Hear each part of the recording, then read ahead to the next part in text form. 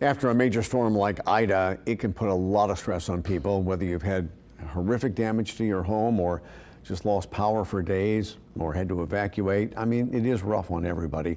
Ashley Martinez is an Ochsner licensed clinical social worker, and she has to look at some of the ways that stress manifests in all of us. And Ashley, I think you'll agree, even if you don't know it, if you live through this, whether you evacuated or stayed here and just had some damage or horrific damage, it puts stress on all of us.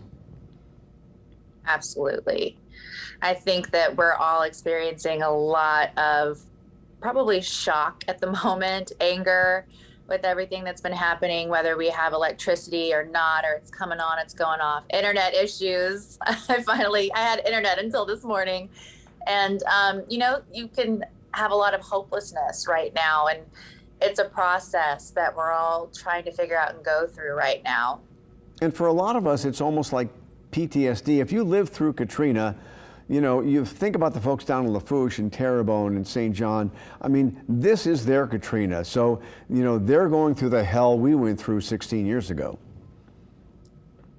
Absolutely. I mean, I think even if you stayed or if you watched it on TV, we all probably experienced a little bit of trauma in some way, especially those in the outlying areas that, were rescued from their attics or lost their entire homes. That is definitely something we're going to see that we're going to be treating in the future a lot more. I kind of feel that. And as we watch these images of the horrific destruction in so many places, when you see stories like we're doing stuff with the United Way today, we had a story on a guy on TikTok who raised $25,000 to help people. I mean, it's just, those are the kind of things you kind of need to see to keep your sanity. Absolutely. So one of the big things I've been preaching during this is, it's post-storm stress, but really it's kind of like post-storm trauma at this point for a lot of us. And so, accept the help is one of the biggest things I say. Take that hot meal in line. Yeah. Ask for the discounted hotel room if you're not here. Let people help you apply for all of the, the aid. Go to your resources, go to the cooling centers, take the transportation.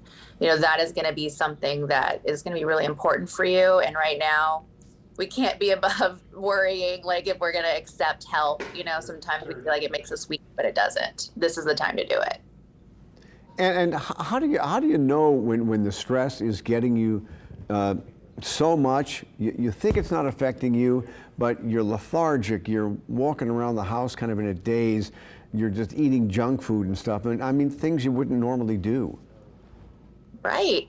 I mean, you're going to be on edge, really tense. You're going to notice you're not sleeping. Maybe you're having, a racing heart, of panic, anxiety, constant worry, just kind of imagining all of the things, flashbacks happening. You might have nightmares, disassociating, disorienting, all of those things. You may not realize that is the post effects of everything that's happened with the stress.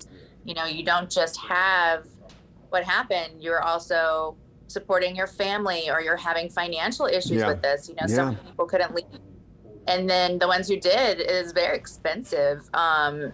So there's a lot of different stressors happening right now that I think it's important for us to acknowledge. Yeah, and it's good to talk it out with somebody, your pastor, your rabbi, or whomever, or a clinical psychologist, somebody. But it does help to talk about it.